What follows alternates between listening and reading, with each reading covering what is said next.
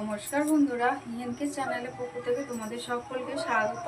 আশা করছি যে যেখান থেকে আমার ভিডিওটা দেখছো তোমরা সকলে ভালো আছো, আমরাও সকলে মোটামুটি ভালো আছি। আর বন্ধুরা, বড়দের প্রণাম, ছোটদের ভালোবাসা নিয়ে ব্লগটা স্টার্ট করলাম। আর তোমরা আমার ভিডিওটা প্রথম থেকে শেষ পর্যন্ত দেখলে আশা করছি তোমাদের ভালো লাগবে। ভালো লাগলে লাইক, কমেন্ট আর প্রচুর প্রচুর বন্ধুদের কাছে শেয়ার করে দিও। বন্ধুরা, আগের দিনের মতো আজকেও আবার চলে এসেছি, রান্নাঘর থেকে ব্লগটা স্টার্ট করলাম। সকালবেলার বাসি সমস্ত কাজ টাজ হয়ে গেছে, করে তারপরে স্নান সেরে পুজো সেরে একবারে চাটা খাওয়া পর্ব শেষ। তোমাদের দাদা কাজে বেরিয়ে গেছে, আমি চলে এসেছি রান্নাঘরে। ভাত বসিয়ে দিয়েছি একদিকে, আর একদিকে হচ্ছে পুঁই শাকের তরকারি করবো। তা পুঁই শাকের তরকারির জন্য দেখো বন্ধুরা, এই যে দাঁড়াও, আলু, বেগুন, কুমড়ো, আর এই যে পুঁই শাকের ডাঁটিগুলো আলাদা করে নিয়েছি, আর এই শাকটা আলাদা করে নিয়েছি। না করি পুঁই শাকটা সেইভাবে তোমাদের দেখাই, কেন সবাই পারে করতে, কিন্তু সবাই সবার মতো করে, আমি আমার মতো করি, এটাই হলো পার্থক্য, আর কিছুই না। তাহলে চলো, কড়া বসিয়ে দিয়েছি। আর বন্ধুরা, আগের দিন রাত্রিবেলা পরোটা ভেজেছিলাম, সেই পরোটার তেল ছিল কড়ার মধ্যে, ওই কড়ার মধ্যেই আমি রান্না করছি, ওই জন্য কড়াটা না একটু পোড়া পোড়া। তা তেল দিয়ে দিয়েছি, আর শুকনো লঙ্কা, তেজপাতা, পাঁচফোড়ন দিয়ে দিলাম। আর বেগুনটা না আগে ভেজে রাখতে ভুলে গেছি, ওই জন্য এইখানেই ভেজে নিলাম। তোমরা আগে ভেজে নিও বন্ধুরা। তো তারপরে দিয়ে দিলাম দেখো আলু, কুমড়ো, আর হচ্ছে পুঁই শাকের ডাঁটা। এবার একটুখানি ঢাকা চাপা দিয়ে ভালো করে একটুখানি ভাজা ভাজা করতে হবে, যতক্ষণ না নরম হয়ে আসে ততক্ষণ। দেখো বন্ধুরা, আমি যে এইদিকে দিয়ে দিলাম হলুদ গুঁড়ো, জিরে গুঁড়ো, ধনে গুঁড়ো, আর লঙ্কা গুঁড়ো, আর হচ্ছে লবণ আর মিষ্টিটা পরে দেবো বন্ধুরা। এখন দিয়ে দিলাম টমেটো দিয়ে, এবার মশলাটা আমি আর জল দেবো না, শাকের থেকে। আর মিষ্টিটা এখন দেবো না, মিষ্টিটা দেবো পরে দেবো, এখন নয়। একটু মশলাটা ভালো করে কষা হয়েছে, কষা হয়ে গেলে পরে শাকটা দেবো। শাকটা দেওয়ার পরে মিষ্টিটা দেবো, কারণ নাহলে বুঝতে পারবো না কতটা কি লাগবে। আর মায়ের জন্য এটা হচ্ছে 2 in 1 বলতে পারো। একই রান্না, মানে নিরামিষও হবে আমিষও হবে। আমি যে করলাম করে, আর নিরামিষের জন্য তুলে রাখবো আমাদের মায়ের জন্য। পরে আমি পেঁয়াজ, রসুন টসুন দিয়ে, মাছের মাথা দিয়ে এই মাছটাকে আবার এই শাকটাকে কীভাবে করবো সেটাই হলো দেখা। তাহলে বন্ধুরা দেখতে থাকো। শাকের থেকে যে জলটুকু বেরোবে সেই জলটা দিয়েই আমি রান্না, শাকের মধ্যে যেই জলটুকু বেরোবে সেই জলটা দিয়েই আমি রান্না করব। আর বন্ধুরা, আমরা কোনো শাকেই আমরা জল দিই না, জল ছাড়াই আমরা শাকটা রান্না করার চেষ্টা করি। আর এই যে দেখো, শাক দিয়ে দিয়েছি, শাক দিয়ে ঢাকা দিয়ে দিয়েছিলাম, দিয়ে এবার এই যে নাড়াচাড়া করব। এখন এরকম করে ঢাকা চাপা দিয়ে রান্না করতে হয় বন্ধুরা, সব সিদ্ধ হয়ে যাক সবজি, তারপরে তোমাদের কাছে আসবো। উপরের ঘরে একটু আমার দরকার ছিল কোয়েলের কাছে, আমি ওই জন্য উপরে গেছিলাম। এই যে নিচে আসলাম, কারণ এদিকে তরকারি বসিয়ে দিয়েছি, নিচে লেগে গেলে অসুবিধা হতো। আর এদিকে দেখো, আমি চিনি দিয়ে দিলাম তরকারির মধ্যে, হয়ে এসছে তরকারি। তারপরে দিয়ে দিলাম আমি আটা গুঁড়ো নয় বন্ধুরা, আটা দিয়ে দিলাম। আটা দিয়ে দেখো একটু ঠিক হয়ে যেতেই আমি আমাদের মায়ের জন্য আমি শাকটা তুলে নিলাম, আর আমাদের যে শাকটা ওইটা নামিয়ে রাখলাম। এবার আবার কড়া বসিয়ে দিয়েছি, কড়ার মধ্যে তেল দিলাম, দিয়ে আমি মাছের মাথাগুলো বন্ধুরা আমি পরে ভেজেছি, আমি ভুলে গেছিলাম। তা মাছের মাথাগুলো, এই যে পেঁয়াজ দিয়েছিলাম, পেঁয়াজটাকে আবার ঢাললাম, ঢেলে আবার মাছের মাথাগুলো ভেজে তার মধ্যে পেঁয়াজ, রসুন সব কিছু দিয়ে আমি মাছটা দিয়ে দিয়েছি। দিয়ে লাস্টে নামানোর সময় লবণ হলুদ দেখে আমি নামিয়ে নিয়েছি। কেমন হয়েছে রান্নাটা আমাকে কমেন্ট করে জানিও বন্ধুরা। আর এদিকে দেখো, আমি মাংস ধুয়ে পরিষ্কার করে রেখে দিয়েছিলাম, মাংস ম্যারিনেট করবো। তার মধ্যে দেখো হলুদ গুঁড়ো দিলাম, আর লঙ্কা গুঁড়ো দিলাম, তারপরে জিরে গুঁড়ো, ধনে গুঁড়ো, আর যেহেতু আচারি চিকেন বানাবো, আচার দিলাম।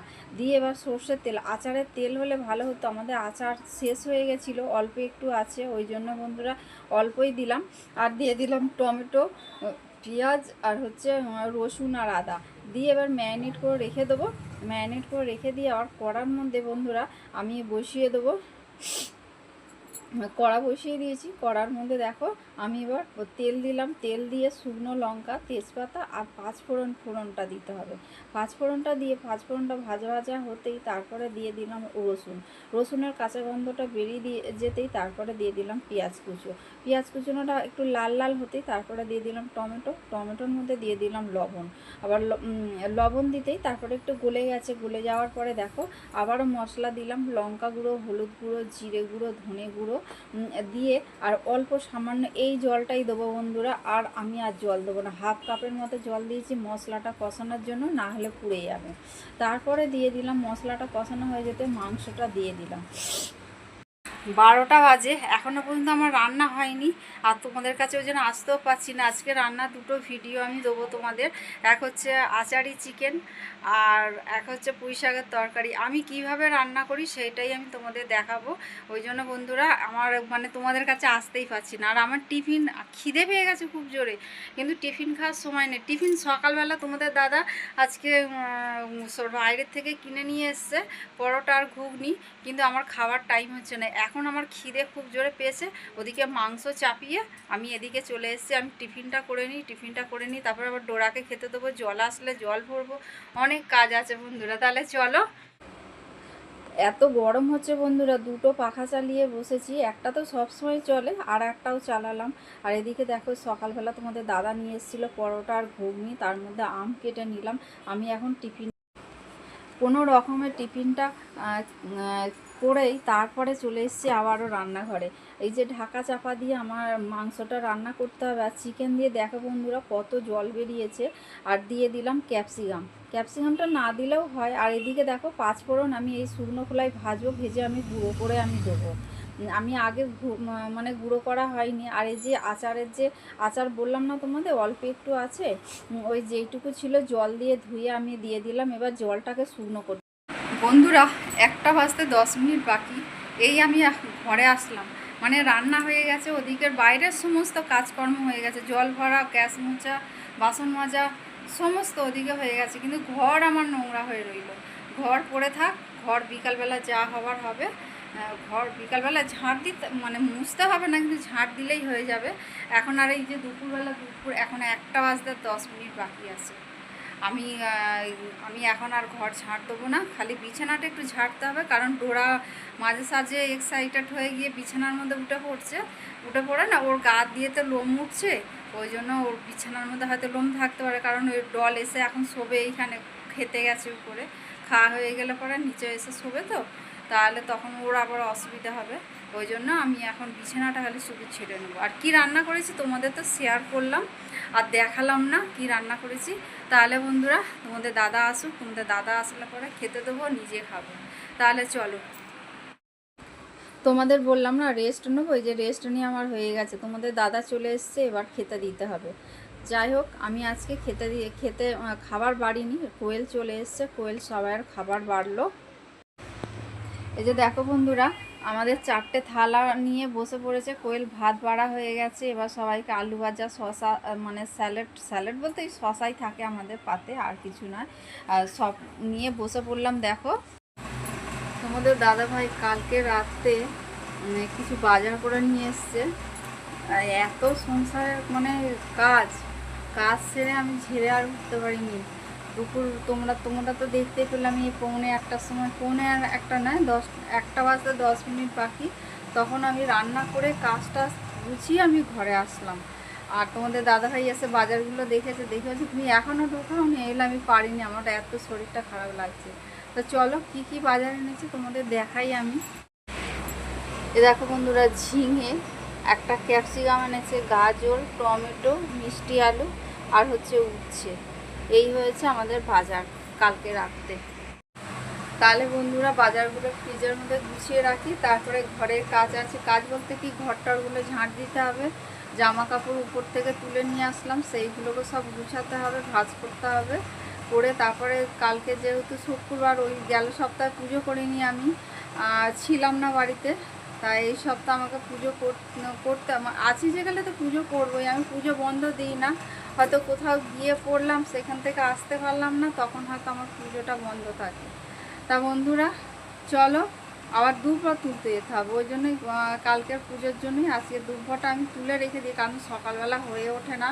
ভোর দেখোই তো তোমরা, পৌনে ছটা নাহলে 5:30টায় আমি উঠি, উঠেও আমার ঠিক টাইম মতো কিছু করতে পারি না, প্রচুর কাজ থাকে, বাসি কাজ তো প্রচুর থাকে না। এবার আমাকে একাকেই সব কিছু করতে হয়, আমার যা একটু বেলাতে ওঠে, আমার যাও কিছু করতে পারে না। ওই জন্য আমি সমস্ত ঘর বারান্দা মোছার থেকে বাথরুম ধোয়ার থেকে সমস্ত আমি করি। ওই করে সব কিছু সেরে উঠতে উঠতে আমার অনেকটা দেরি হয়ে যায়। তাও আবার 7:30টার মধ্যে জল চলে যায়, 7:30টার মধ্যে সব কিছু ঠাকুরের আমাকে জোগাড় করে নিতে হয়, কারণ জল চলে গেলে আমার আবার অসুবিধা হয়ে যাবে। তাহলে চলো বন্ধুরা, অনেকটা বক বক করলাম তোমাদের সঙ্গে।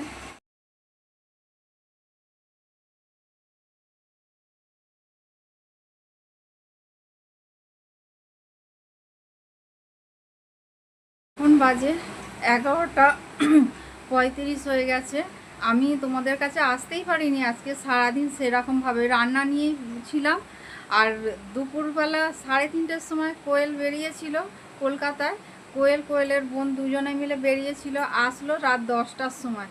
ওই মেয়ে আমার কাছে ছিল, আমি তোমাদের কাছে কিছুই শেয়ার করতে পারিনি, কিছুই করতে পারিনি। তা ভিডিওটা বন্ধুরা এখানেই শেষ করলাম। তোমাদের যদি ভালো লেগে থাকে তাহলে লাইক কমেন্ট আর প্রচুর প্রচুর বন্ধুদের কাছে শেয়ার করে দিও। আর তোমরা ভালো থেকো, সুস্থ থেকো, সাবধানে থেকো, এই বলে আজকের ভিডিওটা রাখছি। পরের দিনে ডল ডোরা আর আমার সংসার নিয়ে আমি আবার তোমাদের কাছে চলে আসবো বন্ধুরা। তাহলে চলো আজকের মতো টাটা টাটা।